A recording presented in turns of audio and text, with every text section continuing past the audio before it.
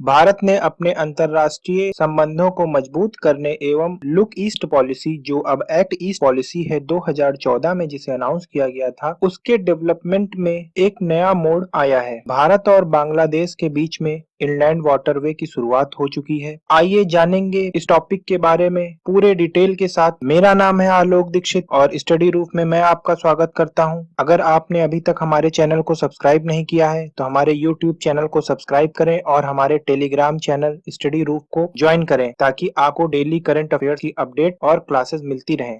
जैसा कि आप लोग देख पा रहे होंगे, द इंडियन एक्सप्रेस की यह न्यूज है, explained what the opening of waterway with Bangladesh means for Tripura. इसमें लिखा हुआ है, the ambitious project has already been projected by Tripura's incumbent BJP IPFT government. आइए इस पूरे टॉपिक के डिटेल में जाने से पहले हम लोग समझते हैं कि इनलैंड वाटरवे होता क्या है। एक्चुअली इनलैंड वाटरवे वो परमानेंट वाटर बॉडीज होती हैं। एक तो हमारी आंतरिक नदियां होती हैं और दूसरे समंदर होते हैं। तो जो आंतरिक नदियां होती हैं, जो परमानेंट भी हो सकती हैं, अविरल हो सकती हैं या सीजनल हो सकती हैं, या किसी खास महीने में उनमें इतना पानी पर्याप्त हो जाता है कि उस पर नाव और जहाजों को चलाया जा सके, तो उनका उपयोग करके हम अपने उद्योग और सांस्कृतिक और टूरिज्म को बढ़ावा देने के लिए जब उन नदियों के माध्यम से किसी दो बिंदुओं को जोड़ते हैं तो वो हमारा इनलैंड वाटरवे होता है। अब हम देखते हैं कि यह जो भारत और बांग्लादेश के बीच में वाटरवे शुरू किया गया है या कहां से कहां तक शुरू किया गया है, तो देखिए यह जो इनलैंड वाटरवे सिस्टम है वो त्रिपुरा राज्य के सोनामुरा, जो भारत और बांग्लादेश बॉर्डर के बहुत करीब है, से दौदकंदी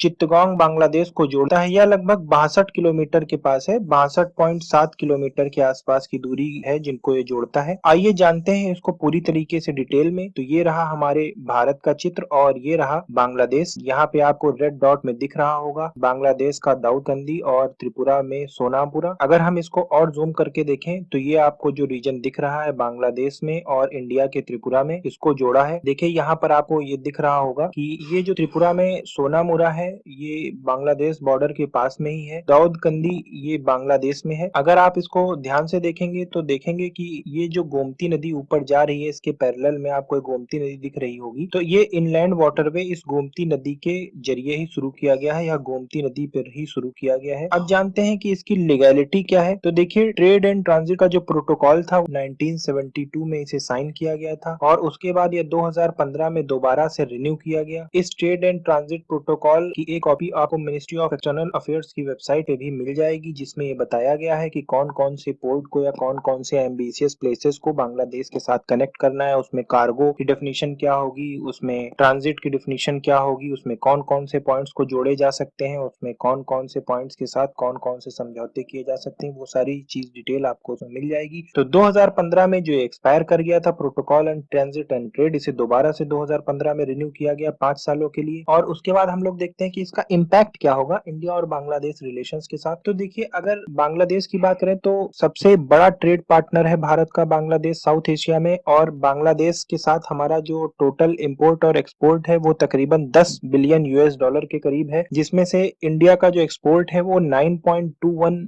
बिलियन यूएस डॉलर्स हमारा है और जो इंपोर्ट है वो 1.04 यूएस बिलियन डॉलर है। तो अगर देखा जाए तो ट्रेड बहुत ही ज्यादा इंडिया के फेवर में है। बांग्लादेश ट्रेड डेफिसिट में जाता है तो इंडिया के लिए बहुत अच्छी बात है। और अगर हम त्रिपुरा की बात करें, त्रिपुरा स्टेट की, तो त्रिपुरा स्टेट के साथ पर्टिकुलरली 40 करोड़ का ट्रेड होता है बांग्लादेश के साथ, और जो टोटल ट्रेड है वो तकरीबन 700 करोड़ का है बांग्लादेश और त्रिपुरा के बीच में, तो उसको भी बूस्ट अप मिलेगा। आइए हम लोग जानते हैं कि इस तरीके के और भी इनिशिएटिव जो इससे पहले शुरू किए गए थे वो कौन से थे। तो देखिए बांग्लादेश आपको पता होगा कि दुनिया की कुछ सबसे बड़ी नदियों के रिवरीन सिस्टम में आता है, जैसे गंगा सिस्टम और ब्रह्मपुत्र सिस्टम से होके बहता है। तो इसमें नदियों की मात्रा बहुत ज्यादा है, it is rich in river systems. इससे पहले बांग्लादेश ने भूटान के साथ ट्रेड को स्थापित करने के लिए कई रूट जोड़े थे। इसमें इंडिया के नेशनल वाटरवे 2 का इस्तेमाल किया था, उसने इंटीग्रेट किया था। हम लोग देख पा रहे होंगे कि ये नारायणगंज जो बांग्लादेश में है, यहाँ से धुबरी जो असम में है, वहां तक ये सी ट्रेड के साथ जोड़ा गया है। और उसके बाद दुबरी से फोनशोलोंग जो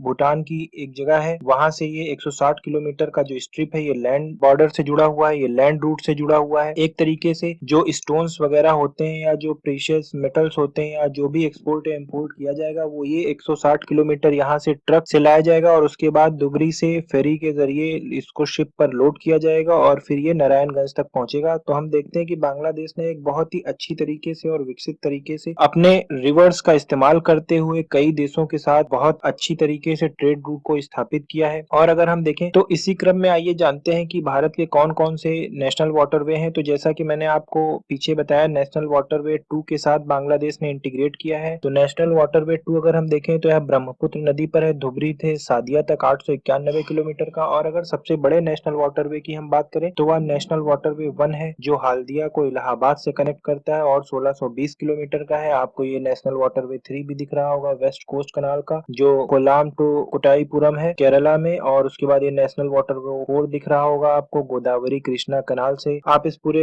पिक में देख सकते हैं इसको। उसके बाद अगर हम बात करें कि और अदर कौन कौन से कनेक्टिविटी प्रोजेक्ट हैं जो हमारे नेबरिंग कंट्रीज के साथ चल रहे हैं, तो देखिए इसमें बहुत ही एम्बिशियस प्रोजेक्ट है BBIN, जिसको भारत के इनिशिएटिव के द्वारा शुरू किया गया था 2014 में, जब हमारे prime minister Narendra Modi NDA government आई थी। तो उसमें सार्क समिट जो काठमांडू में हुई थी उसमें गए थे और वहां पर इन्होंने एक नया कनेक्टिविटी प्रोजेक्ट शुरू करने के लिए प्रपोजल दिया था और उस प्रोजेक्ट का नाम था Bhutan Bangladesh India and Nepal motor vehicle agreement या BBIN MVA प्रोजेक्ट के नाम से। ये भूटान, बांग्लादेश, इंडिया और नेपाल को कुछ स्ट्रेटेजिक पॉइंट्स पे जोड़ता है, जैसा कि आप पिक में देख पा रहे होंगे। और ये कौन कौन सी जगह को जोड़ता है, देखिए इंडिया में गुवाहाटी और अगरतला, बांग्लादेश में चित्तगोंग, ढाका और इंडिया में सिलीगुड़ी, गंगटोक, पटना और रांची, भुवनेश्वर को जोड़ता हुआ भूटान में थिम्पू और इतनी सारी जगहों को जोड़ता हुआ ये आगे जाता है। लेकिन जो भूटान की लोअर असेंबली थी, जैसा हमें पता है कि भूटान में दो होती है, एक अपर हाउस एक लोअर हाउस, और जो इसका लोअर हाउस था नेशनल असेंबली उसने इसे वेलमेंटली पास कर दिया था, लेकिन जो भूटान की नेशनल काउंसिल थी उसने इसको रिजेक्ट कर दिया था। इसमें